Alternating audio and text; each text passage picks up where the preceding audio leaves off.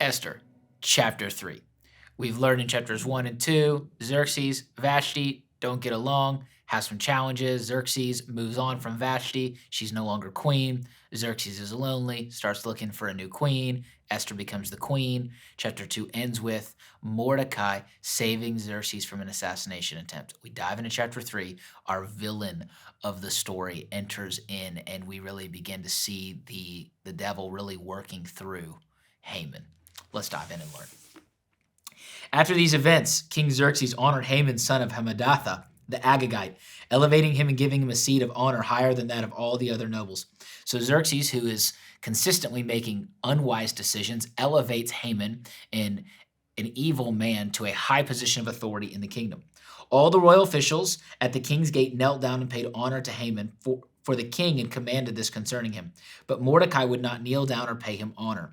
This is greatly debated what this phrasing or phraseology actually means in the context of the text. Some would say it just means like it would be similar to like a salute, but they would kneel. Others would say that this was actually a sign of worship, that it was beyond honor, that it was like a worship that Mordecai was not willing to give. His worship was reserved only for the Lord. What exactly it looked like, we're not sure, but Mordecai refused to do it, and it frustrated Haman. It says in verse 3 that the royal officials at the king's gate asked Mordecai, "Why do you disobey the king's command?" Day after day they spoke to him, but he refused to comply. Therefore they told Haman about it to see whether Mordecai's behavior would be tolerated, for he had told them he was a Jew. When Haman saw that Mordecai would not kneel down or pay him honor, he was enraged. He was infuriated. He wasn't being worshipped.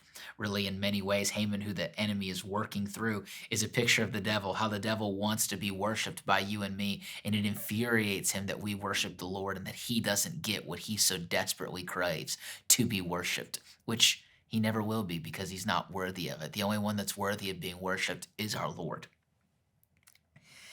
It says that yet having learned who Mordecai's people were, he scorned the idea of killing only Mordecai. Instead, Haman looked for a way to destroy all Mordecai's people, the Jews, throughout the whole kingdom of Xerxes. Similar to what took place in the 1930s and 40s when you had a evil ruler and Adolf Hitler raised to power and the Jews were oppressed greatly and the Holocaust took place and there was an attempted mass extermination of a culture and of a people. This wasn't the first time the enemy had tried this. He'd done this in the time of Xerxes in the book of Esther through Haman. Haman is wanting to wipe out all of the Jews. It says in the 12th year of King Xerxes, in the first month, the month of Nisan, was cast in the presence of Haman to select a day and month. And the lot fell in the 12th month, the month of Adar. Then Haman said to King Xerxes, "There is a certain people dispersed among the peoples in all the provinces of your kingdom who keep themselves separate. Their customs are different from those of all other people, and they do not obey the king's laws. It is not in the king's best interest to tolerate them." Now, he has a group of people that are living in his land. The Jewish people that didn't go back to Israel, to their land, had assimilated into the culture. And Haman is telling Xerxes, these people are bad news. It's not in your best interest to keep them alive. Xerxes would surround himself with bad counsel. Xerxes would consistently make bad decisions.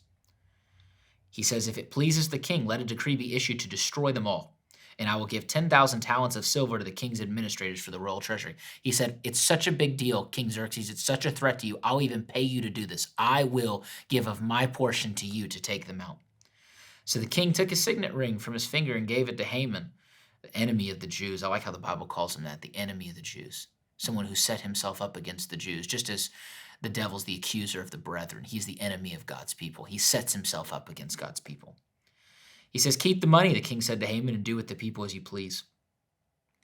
Then on the 13th day of the first month, the royal secretaries were summoned. They wrote down in the script of each province and in the language of each people all Haman's orders to the king's satraps, governors in various provinces, and the nobles of the various peoples. These were written in the name of King Xerxes himself and sealed with his own ring. Dispatches were sent by couriers to all the king's provinces with the order to destroy, kill, and annihilate all the Jews, young and old, women and children, on a single day, the 13th day of the 12th month, the month of Adar, and to plunder their goods. A copy of the text of the edict was to be issued as a law in every province, and made known to the people of every nationality so that they would be ready for that day. The couriers went out, spurred on by the king's command, and the edict was issued in the citadel of Susa. The king and Haman sat down to drink, but the city of Susa was bewildered, or confused, or didn't understand, because this order makes no sense. And sometimes when we're led astray by the enemy, or there are people who are influenced by the enemy speaking into our life, they will lead us to do things that make absolutely no sense. Xerxes has empowered Haman to do something wicked.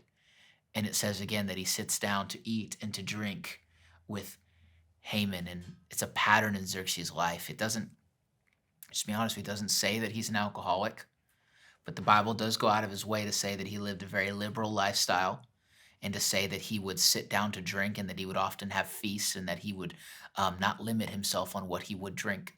And I would guess, it's just a guess from what I've seen in my life and in my world with people I interact with, people who do not have restraint in areas of their life and live in excess lack self-control, and will often make decisions that they come back to regret in the future, because they made a decision without full awareness and without full self-control and without consulting God and consulting his word.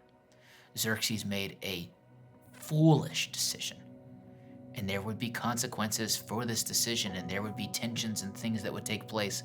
And we'll learn in the later chapters how God uses Esther to save the Jewish people. Be blessed today.